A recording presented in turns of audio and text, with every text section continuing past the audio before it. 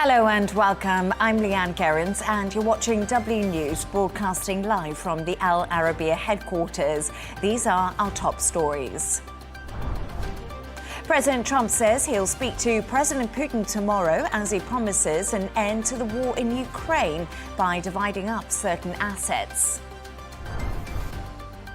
The US launched powerful strikes against the Houthis in Yemen as President Trump says any retaliation will be met with great force. 20 are arrested in Macedonia after a nightclub fire kills 59 people. A new Canadian Prime Minister Mark Carney visits Paris and London as he seeks solid support from Canada's allies.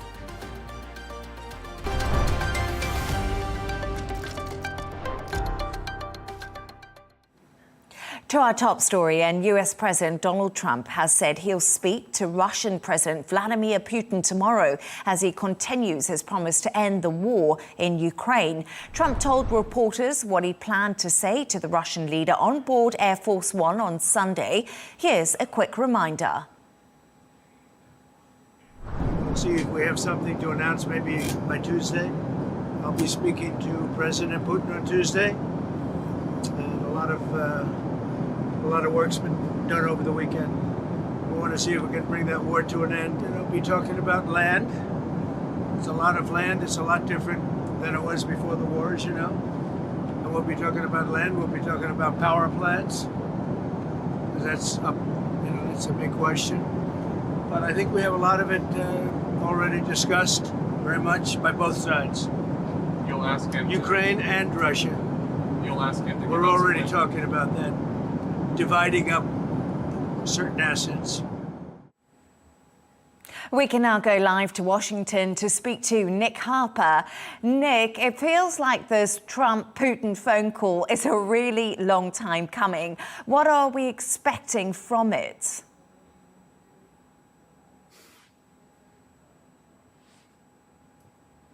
Yeah, Leigh Ann, it's certainly been talked about for well over a week now. Donald Trump is saying that he's hopeful he will have something to announce after the call, as we heard there. But I think others in the US administration and even in the Kremlin seem to be playing down expectations. They say this is more about reviving relations at a presidential level between the US and Russia.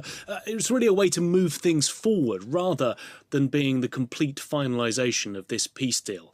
Now, Donald Trump says it's about dividing up certain assets. In particular, he said that they will be talking about land and power plants. Now, on land, that's all about the territory, potentially a list of land that Russia has seized during this three-year conflict that Ukraine may now be asked to give up. But of course, Kiev is saying that they are maintaining their territorial integrity and they don't intend to hand over territory to Russia, even though they've captured it in recent years. And then on the issue of the power plants, that could be the Zaporizhzhia power plant, the largest in Europe that Russia managed to seize back in March 2022. It's occupied it since then, potentially a very large bargaining chip for Russia. And remember, Kiev is in a less optimistic position going into this bargaining phase of negotiations. The Kursk region of Russia that it captured last summer, much of that has now been largely regained by Russian troops, and therefore that card that they were hoping to hold in negotiations is one that they appear to have lost in the course of just the last few weeks. Nick Harper in Washington, thank you so much for joining me. We can now speak to former US ambassador to the United Nations and former national security advisor under President Donald Trump, John Bolton. John, thank you so much for joining me. As we've just been saying, Trump and Putin will speak on the phone as Zelensky repeats his message that only Russia wants war. What will be on Trump's wish list when he does talk to Putin? Well, I think he's trying to find out what Putin's real conditions are to agree to the ceasefire that Trump wants. And Putin comes into this with a lot of momentum. He delayed having the call until he had Trump's envoy come to Moscow so that he could meet with him for several hours to pump him for everything that he could to find out what Trump's positions were. And I think Putin believes that former KGB agent that he is, that he can manipulate Trump, and he'd much rather talk directly to Trump than have this negotiated by lower-ranking envoys or even foreign ministers. So I think Putin is looking for more concessions. Trump has already made many, many concessions on Ukraine's behalf against Ukraine's wishes. And I think Putin thinks he can get even more directly from Trump. John, since Ukraine agreed to a ceasefire, the fighting and the killing has continued. You just touched on it there, but what further pressure can America put on Russia to ensure a 30-day ceasefire is actually agreed upon? And can Putin manipulate Trump? Well, I think the answer to the second question is the more important, because I think that's very likely to happen. We'll see after the call. I don't think there's going to be an immediate breakthrough. One of the things that Putin has said is there are a lot of operational questions that need to be resolved before there's a ceasefire, which is correct. That's why ceasefires are normally negotiated between the combatant parties to avoid mistakes and blunders in the field, and none of that has happened yet. So I think Trump is rushing to make this deal because I think he still thinks he can get the Nobel Peace Prize this year, and he doesn't want to wait much longer. It doesn't have anything to do with the strategic realities. It has to do with the role of Donald Trump. The British Prime Minister Keir Starmer now expects more than 30 countries to be involved in the coalition of willing to help protect Ukraine. What could a peacekeeping force actually do? And will the US join this coalition? You have said there that Donald Trump is rushing. What flags does that basically bring up? Well, Trump has basically said, among other things, that there's no prospect of NATO membership for Ukraine. There won't be any NATO security guarantees for Ukraine. There won't be any U.S. security guarantees for Ukraine. I think it's very unlikely he'll want to participate, even indirectly, in a peacekeeping force. And something that I hope the Europeans are considering, although I haven't seen it in the public press, is what exactly do they think the mission of the peacekeeping force is? Is it to prevent violations of the ceasefire? That is to say, are they prepared to engage in combat against one party who breaks the ceasefire? Or is it a peacekeeping mission more along the lines of UN peacekeeping, where the peacekeeping force is allowed to use force only in self-defense? And so it reports violations, it watches the violations happen, but it doesn't actually do anything about the violations. Those are two very different models for a peacekeeping force, and it's not clear to me the Europeans have decided which they're pursuing. John, I just want to shift gears slightly, but drawing on your negotiation experience, why do you believe taking a scathing stance against the Houthis is essential for global security, particularly in limiting Iran's influence and preventing further destabilization in the region? We've obviously seen those US attacks on the Houthis over the weekend and today. Well, I think these attacks are long overdue. I mean, the Houthis are a terrorist proxy group for Iran. There's no doubt about it. They were part of the Ring of Fire strategy against Israel, which hasn't worked out too well. And so this is reducing the Houthi capability, I think, both in terms of closing the Suez Canal, Red Sea maritime passage, but also the power that the Houthi wage inside Lebanon is very important. The freedom of the seas argument here goes to a core element of American foreign policy since before we were a nation. That we don't permit freedom of the seas. Our first war in the Middle East region was against the Barbary pirates during Thomas Jefferson's administration, when they kept capturing American merchant ships. So this goes back a long way, and I hope that the Houthis can be broken, and I think their supply chain from Iran is the place to start. John, one final thought. How's Donald Trump doing so far, do you think? Well, I think he's succeeding by his lights, but he's causing the United States enormous damage. The trade war that is erupting because of his tariffs, the damage done to NATO because of his reversal of position on Ukraine, moving from supporting Ukraine to supporting Russia is going to be terribly destructive, and other things developing around the world. I'm very concerned about it. John Bolton, former U.S. ambassador to the United Nations and former national security advisor, thank you for joining me and thank you for bringing your insights. Thanks for having me. Let's stick with the topic of Yemen and speak to military analyst Sean Bell, who joins me now. Sean, good evening to you. What is your reaction to John Bolton's analysis of the situation in Yemen?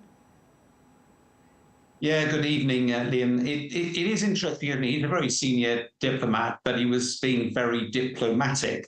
I suspect what we're seeing as well is that this is a new US administration. The previous one had been taking a fairly robust line with the Houthi rebels. And of course, since they've started to attack in the Red Sea again, it was a test of Donald Trump's regime to see if he will be just as robust.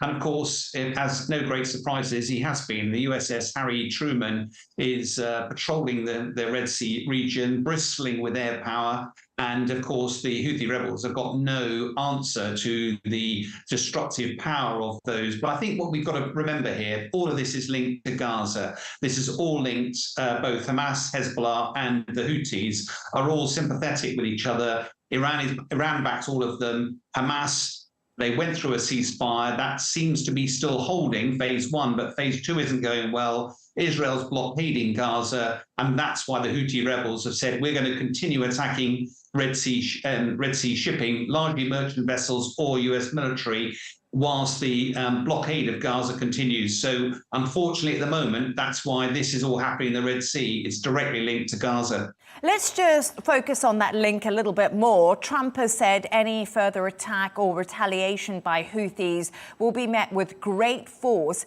and be blamed on Iran. What would an escalation mean for the Middle East? As you say, there are different factions involved. Yeah, it's a great question, but I think we were more worried about an escalation when Iran was more powerful.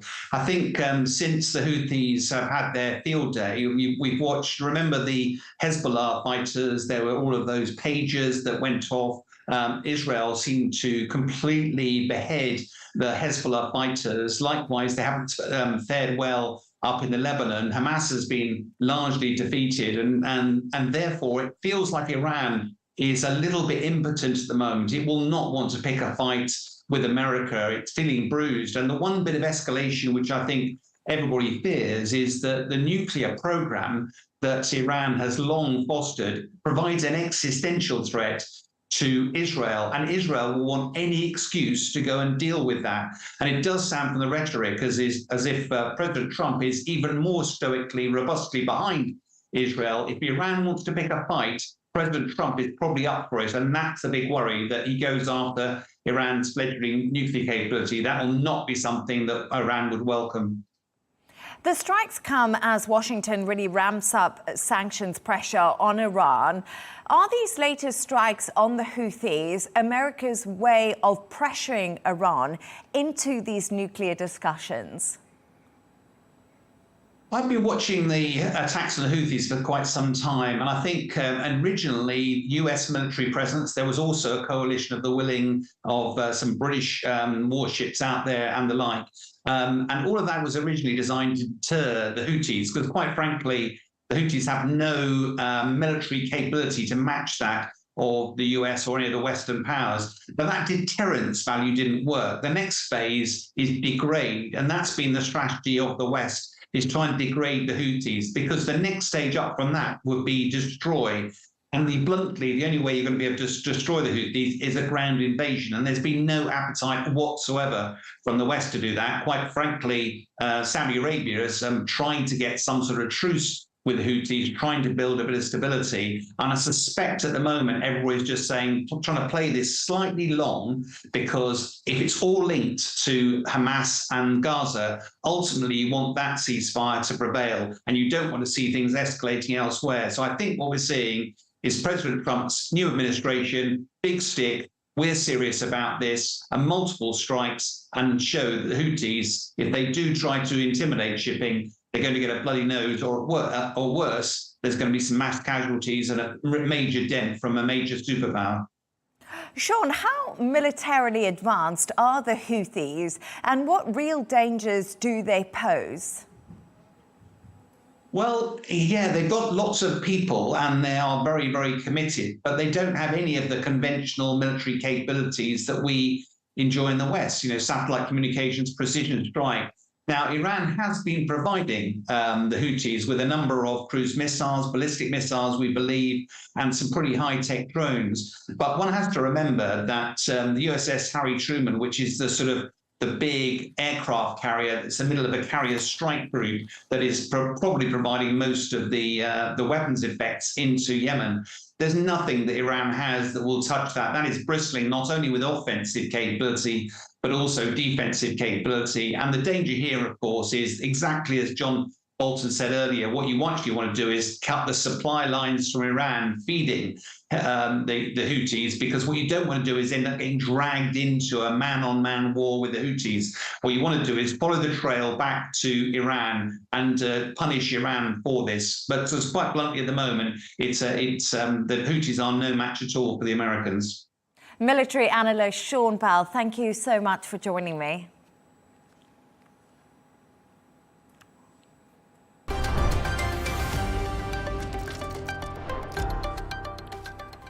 Now let's take a look at some of the other stories making the headlines today.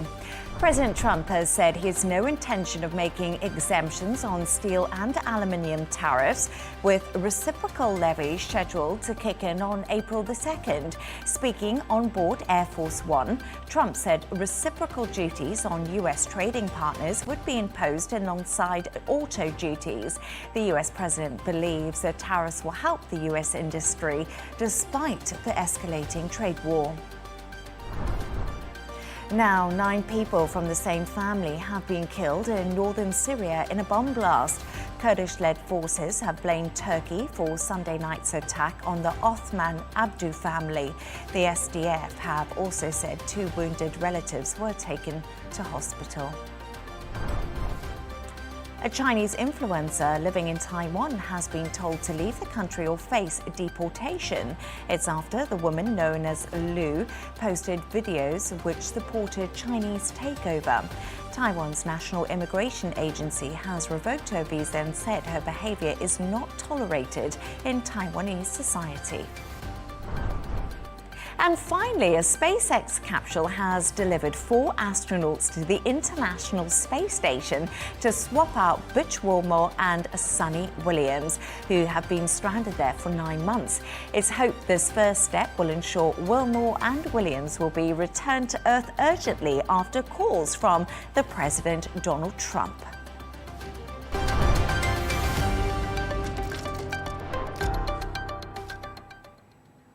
20 people have been arrested over a nightclub fire which killed 59 people in North Macedonia. A blaze broke out at Pulse in Koukani in early hours of Sunday morning. Video footage showed sparks igniting the roof as a local band performed. Macedonia's interior minister has said the manager of the club, which did not have a valid license, has been arrested in connection with the fire.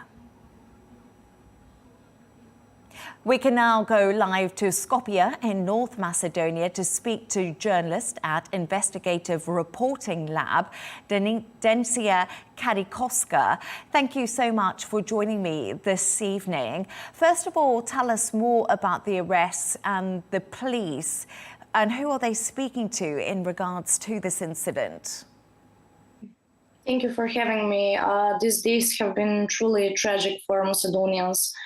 So far, authorities have detained at least 23 people in connection with the tragic fire in Kočani. Among those are the club's owner, the ticket sellers, member of the security team, and multiple government officials. These include 3 inspectors and several police officers. But the investigation is also targeting former high-ranking officials, such as the former state secretary and department head in the Ministry of Economy, the former Minister of Economy, and the director of the Directorate for Protection and Rescue. The police have so far conducted searches, seizing electronic devices, and we're still waiting on new information.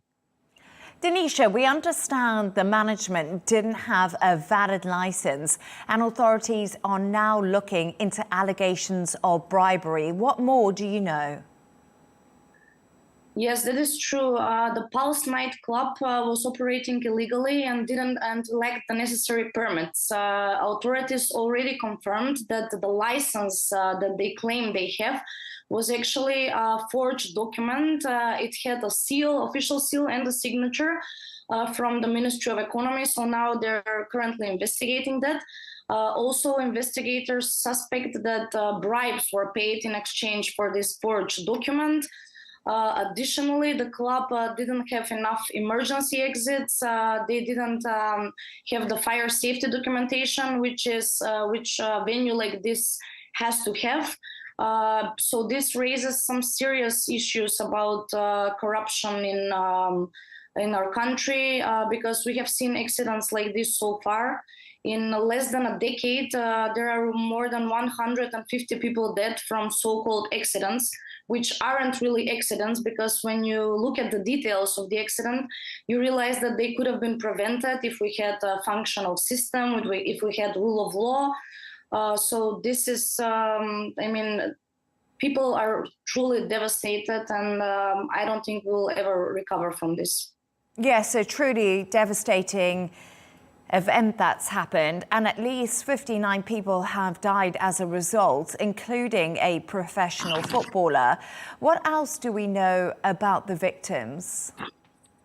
The victims are mostly young people. The youngest is only 14 years old, which is another issue, because minors weren't supposed to be at the venue. Among the deceased are also seven members from the band. Only one of the lead vocalists has survived, and this is a very popular band in Macedonia. Also, there are two professional footballers dead, one basketball player.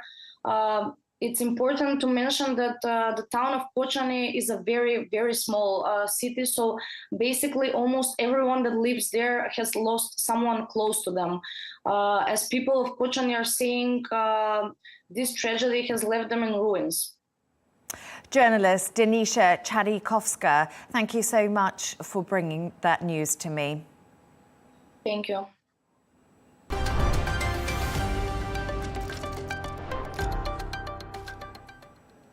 Canada's new Prime Minister Mark Carney is on his first foreign trip as leader today, visiting both Paris and London.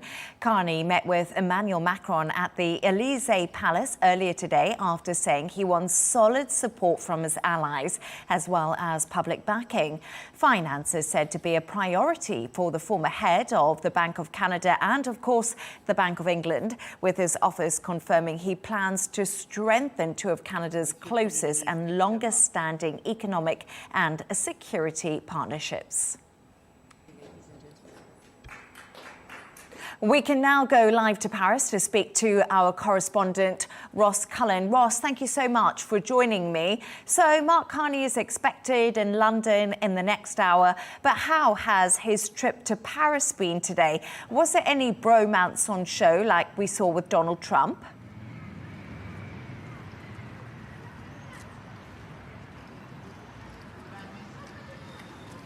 Well, we did see a cordial relationship between Emmanuel Macron and Mark Carney. In fact, Leigh Ann, at the start of his remarks, the French president did wish the new Canadian Prime Minister a belated happy birthday. He turned 60 on the 16th of March. Mark Carney, when he took to the podium, spoke in turns in French and in English, the two official languages of Canada. Certainly, that's one of the ties that bind Paris and Ottawa, their linguistic connection. He did cover a wider range of topics in his remarks, but certainly it was a great honour for Emmanuel Macron, in the French president's words, that Mark Carney chose France for his first destination, for his first overseas trip since replacing Justin Trudeau as the Canadian Prime Minister. Now that he's concluded his visit to France, he will be off to the United Kingdom to see his British counterpart, Keir Starmer. As we mentioned earlier, Mark Carney has an extensive economic background. Presumably, the ongoing trade war over Trump's tariffs were discussed today?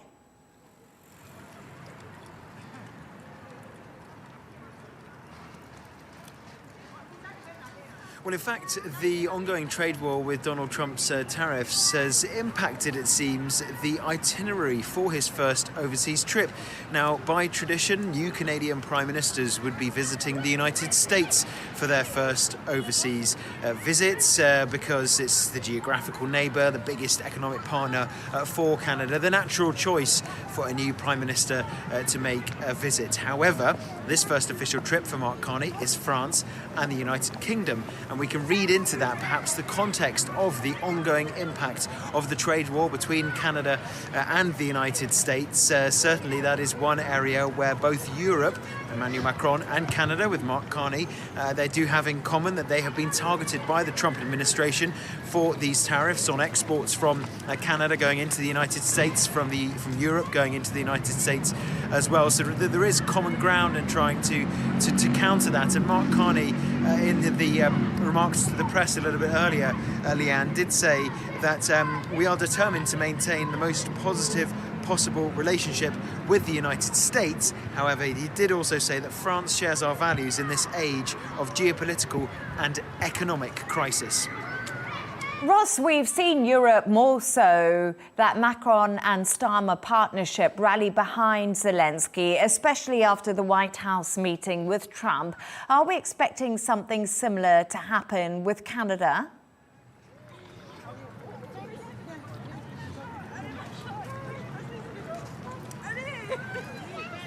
Yeah, absolutely. You're right that there have been recent meetings in just the last couple of weeks, Leigh Ann, mostly hosted by France and the United Kingdom, alternately with Emmanuel Macron or Keir Starmer as the host, to try to continue to build support for Ukraine, to try to continue to establish this international security force or international reassurance or peacekeeping force that could be deployed inside Ukraine after any peace agreement to reassure the Ukrainian government and Ukrainian armed forces that their allies are continuing to stand behind them and give security guarantees. Canada has been playing a full role in those meetings, attending them online and in person as well, with Mark Carney now here in Paris. And Canada has also not ruled out sending troops into Ukraine alongside France and the United Kingdom if that decision is confirmed. And Emmanuel Macron and Mark Carney today in their news conference did again issue that warning to Vladimir Putin, the Russian president, that Russia must give clear guarantees and make a clear path towards peace, urging Russia to sign up to that ceasefire deal, which the United States and Ukraine agreed. That suggested a proposal for a 30-day interim pause in the fighting, first agreed by Washington and Kyiv in Saudi Arabia, but still not yet fully signed up to by Russia. Canada and France again urging Moscow to sign up to that ceasefire deal. Ross Cullen in Paris, thank you for joining me.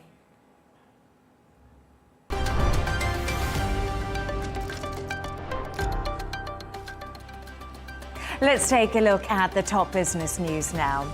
Forever 21 could be a step closer to shutting down operations in the US after the brand's operating company filed for bankruptcy protection.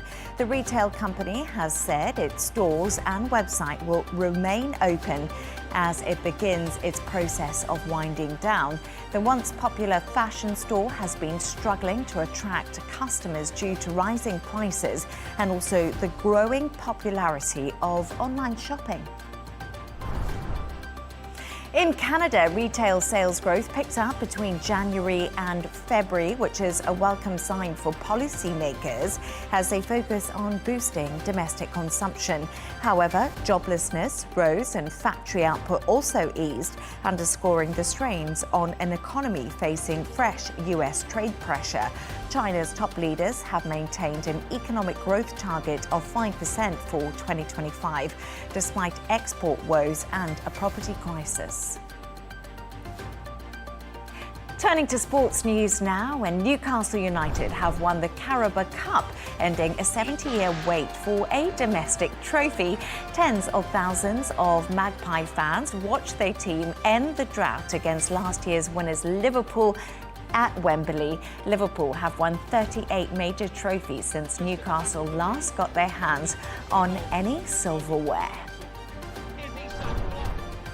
And golfer Rory McIlroy celebrated St. Patrick's Day win earlier today. I must say he is Irish, if you didn't know, by winning a 3-hole aggregate playoff against JJ Spawn at the Players' Championships. McIlroy took a one-shot lead when he birdied the par 5 16th hole, capturing his second title at the competition.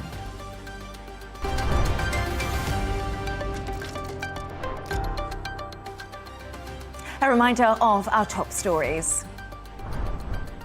President Trump says he'll speak to President Putin tomorrow as he promises an end to the war in Ukraine by dividing up certain assets.